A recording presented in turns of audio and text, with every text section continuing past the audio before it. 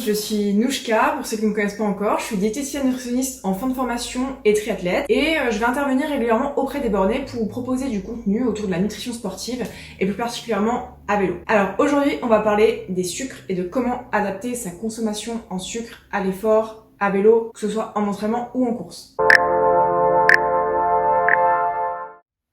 Un petit rappel sur le rôle des sucres et les besoins à vélo. Alors sucre ou glucides, c'est la même chose. On retrouve déjà les glucides complexes avec le glycogène, l'amidon, donc qui eux vont être stockés au niveau du foie pour être métabolisés plus tard sous forme de réserve. Et les glucides simples, donc fructose, glucose, saccharose, qui eux vont être tout de suite utilisables par l'organisme. D'ailleurs, c'est sous la forme de glucose que le sucre est principalement utilisé et métabolisé au sein de l'organisme. En fait, c'est le principal carburant de notre organisme. Et ces réserves, par contre, sont limitées. Donc c'est pour ça que ça va être intéressant et important de l'apporter dans la pratique du sport. Chez un sédentaire, l'apport journalier en sucre doit constituer en moyenne 50% de la ration journalière sur le total de la journée. Chez le sportif d'endurance et à vélo, ce sera plutôt 60%, voire même 70% chez le sportif de haut niveau ou dans le cadre d'une pratique intensive. Le point, c'est de respecter cette règle, c'est de manger équilibré en respectant 50 à 60% du total journalier réservé aux glucides. Avant l'entraînement, il n'y a pas de recommandation particulière étant donné que s'il y a une bonne répartition générale des macronutriments, il n'y a pas de problème au final. Bien sûr, vous en avez sûrement déjà entendu parler, il faut respecter la règle des 3 heures entre le dernier repas et le jour de la course ou l'entraînement.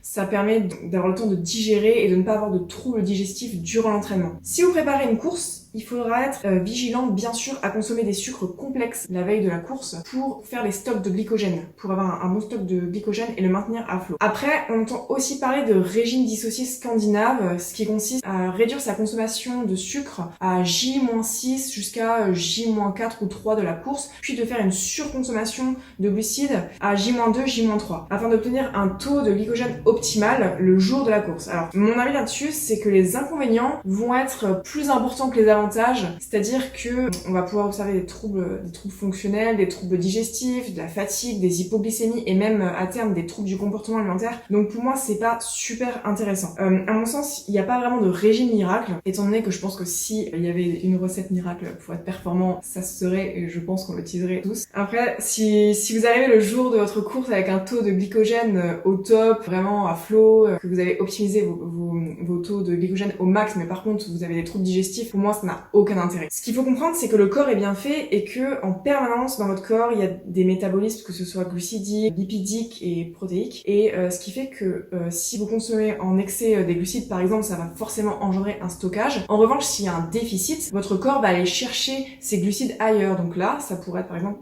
les protéines.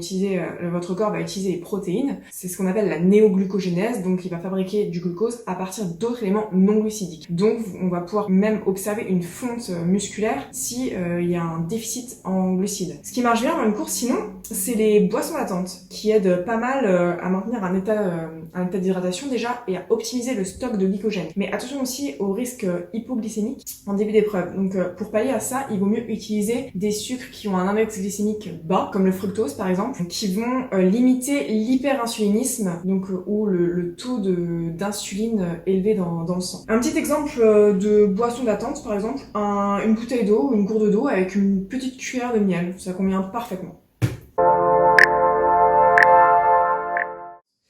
Déjà, il faut adapter sa consommation de glucides en fonction de l'intensité et de nos besoins, d'une part. De 40 minutes à 60 minutes d'effort, il n'y a pas vraiment lieu de s'alimenter, d'avoir un apport en glucides, puisque la glycémie en fait se maintient au même niveau et on peut même observer une hyperglycémie, étant donné que il y a une dégradation du glycogène hépatique et musculaire, ce qui fait qu'il y a une libération de sucre dans le sang et donc qui peut entraîner une hyperinsulinie. Après 1h30, en revanche, on observe une diminution d'environ 30% de la glycémie, étant donné que nos stocks en glycogène hépatique et musculaire sont amoindris, il va se mettre en place la néoglucogénèse comme vu avant, et donc on va utiliser des acides aminés pour fabriquer du glucose et le libérer dans le sang. C'est pour ça qu'il faudra apporter une dose en glucides pour limiter justement ce phénomène et ne pas puiser dans nos réserves musculaires. Donc pour résumer, pour les efforts en dessous d'1h30, il n'y a pas vraiment d'intérêt d'apporter une source de glucides. En revanche, au-dessus, ça paraît indispensable. Aussi, plus l'effort sera long, plus on diminuera la prise de fructose pour limiter les troubles digestifs, étant donné que le fructose n'est pas métabolisé de la même façon au sein de notre organisme. Donc attention aux fruits. En moyenne,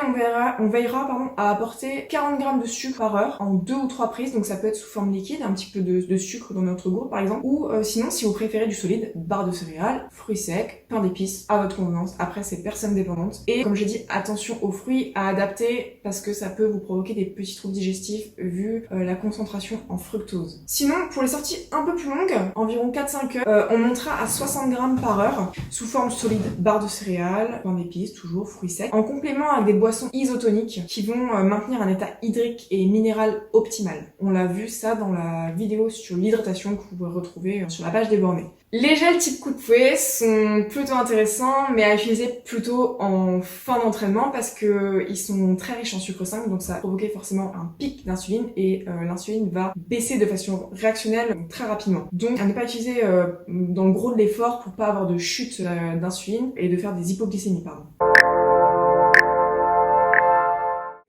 Lorsqu'on finit la course ou l'entraînement, on rentre dans une phase de récupération. Dans la première demi-heure, on parle de fenêtre métabolique très importante. C'est-à-dire que durant les 30 minutes qui suivent l'effort, nos cellules ont un grand besoin en glucose et durant cette période, en fait, il va être important d'apporter du glucose pour reconstituer nos stocks en glycogène hépatique et musculaire. En fait, durant cette période dite de fenêtre métabolique, l'organisme absorbe de façon accrue les glucides et les protéines et donc ce phénomène est très intéressant dans le cadre d'une bonne récupération. Dans cette phase, le mieux, en fait, c'est de favoriser les boissons de récupération type eau plus glucides plus protéines pour optimiser la récupération, ou alors si vous préférez quelque chose de plus solide, style un petit morceau de pain de seigle avec du fromage ou du jambon, un petit sandwich au thon, ou alors un petit smoothie aux fruits type kiwi, et puis ensuite de manger dans les heures qui suivent un repas un peu plus solide et un peu plus consistant, mais constitué toujours de glucides à IG bas. Voilà, c'est la fin de cette vidéo. Je vous remercie pour votre attention, j'espère que ça vous a plu. N'hésitez pas à mettre vos réactions en commentaire et à m'envoyer toutes vos questions si besoin via mail ou Instagram. En tout cas, je reste à votre dispo et je vous souhaite une super journée. À bientôt!